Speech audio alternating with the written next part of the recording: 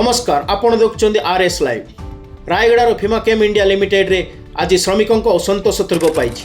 कंपानीर श्रमिक विरोधी नीति और दीर्घ दिन समस्या को नहीं श्रमिक मैंने स्वर उठाई वेतन वृद्धि बोनस पीएफ भत्ता और अन्य आईनगत सुविधा दाबी करी कंपानी परिचालना कर्तृपक्ष विस्तृत दाबी प्रदान करने सह कंपानी सम्मुख गेट रे आज धारणा बसी देखु ये रिपोर्ट।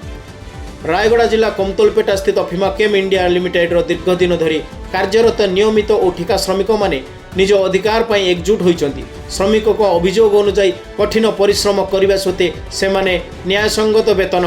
पाई पारुना श्रमिक मान कहवा अनुजाई वर्तमान वेतन व्यवस्था रे परिवार चलाइबा कष्टकर हो पड़ी। यह नहीं श्रमिक मैंने 2026-27 वर्ष पर कंपानी परिचालना कर्तृपक्ष को एक विस्तृत दाबीपत्र देइछंती। से कोड ऑन वेजेस 2019 अनुजाई वेतन संशोधन 20% बोनस 10% एक्स ग्रासिया वार्षिक वेतन वृद्धि पीएफ ईएसआई ग्राच्युटी रात्रिकालीन भत्ता ओभरटाइम दरमा उत्पादन बोनस पर्व अग्रिम और छुट्टी समेत बहु दाबी रही। आज ये बसवार मुख्य कारण होची बिना एग्रीमेंट रे बिना कन्सिलेशन रे गोटे चुक्तिनामा न करिकी जोर जबरदस्ती पेमेंट तुमको एतिका दिया हम बोली जो पेमेंट छाड़ी विरोध करके सब वर्कर मैंने आज स्वेच्छा बस सीटीसी रे नुआ वेज कोड 2019 रे जो धार्य होती बेसिक वेजेस 50% एलेवेंस एमती देवाई दाबी पत्र दिखाई ता पूर्व 2016 लास्ट एग्रीमेंट होता 3 वर्ष पर आज पर्यंत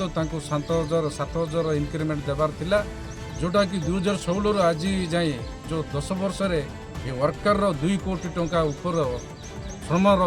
प्राप्य जोटा कि ये कंपनी खाई बसुँच ये माँ मैंने देखिए पचर अच्छा सर्वनिम्न मजूरी छाड़ी किसी देना स्वास्थ्य प्रति जोड़ा ध्यान देवा कथा फैक्ट्री इंस्पेक्टर से भी चेकिंग होनी जोड़ा सेफ्टी जिनस वर्ष को 4टा हेलमेट 4टा जो बूट देवा कथा सेटा भी देना। आज सडनली निष्पत्ति नापी कारण हूँ मैनेजमेंट जो मानक आम 7 मास जो वर्कर